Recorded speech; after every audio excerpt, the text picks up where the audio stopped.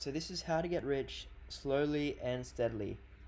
So yes, I actually did buy this stock and I made a 10x.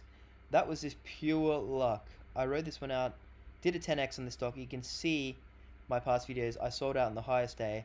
That was just pure luck.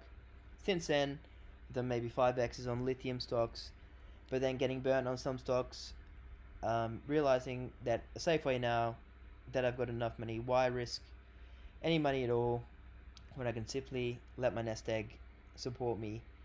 Buying this a dividend ETF, but not buying it now, waiting for a good retracement, a good sale on the stock market, which could be coming around the corner, we don't know, could keep going up, we don't know, but until then, I'd rather be out of the stock market in maybe a fixed income account, mortgage offset account, waiting for the crash to buy in and get that rebound.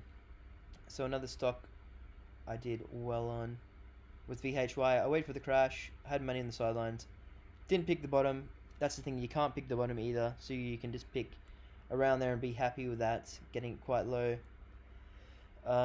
Then no dividend was paid out because that was through COVID. Then we came back, they were paying out dividend, and because I bought around $50, the dividend was $5 a year. That was a 10% return when they started paying back out, and I got all that upside coming back.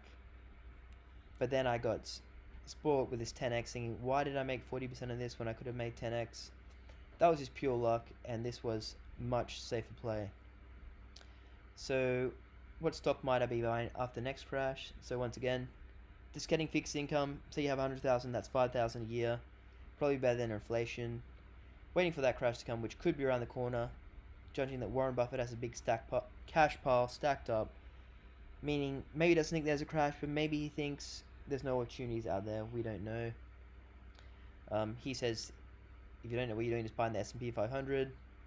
But I'd rather just be fixed income, waiting for the crash, and then going into something like this, a great ETF, which spreads it over dividend companies.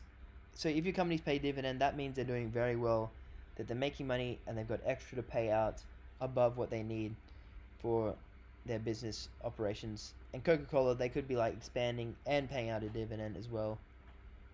And you own a bit of Coca-Cola, but you also own these other good companies. So Coca-Cola doesn't do well.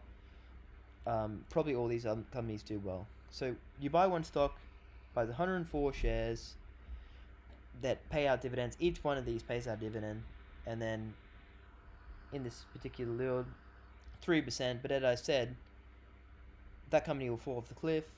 It might not pay out a dividend or a low one, but you're buying it low, and then when it comes back, because you bought so low on the price, that dividend is effectively 10% instead of that 4%, which is why I say probably wait for a retracement or a good buying opportunity when people get scared, which could be around the corner, judging by Warren Buffett's cash pile.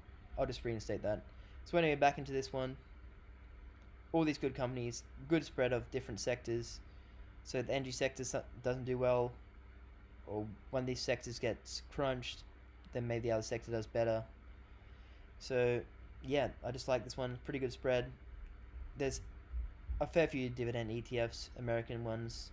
VHY is an Australian one, but it's just really heavy. The companies that pay dividends in Australia are iron ore and banks. I mean, it's pretty attached to iron ore and banking, which is good because they'll get crunched, you'll buy and low, they'll come back. But I just sort of like the spread of these US ones as well. Or you could buy both. You go 50% VHY, 50% that, and you'll probably do well on either. This is not financial advice, by the way. And that's just my 2 cents. Like, it's going to be boring. Like, these VHY, where are we?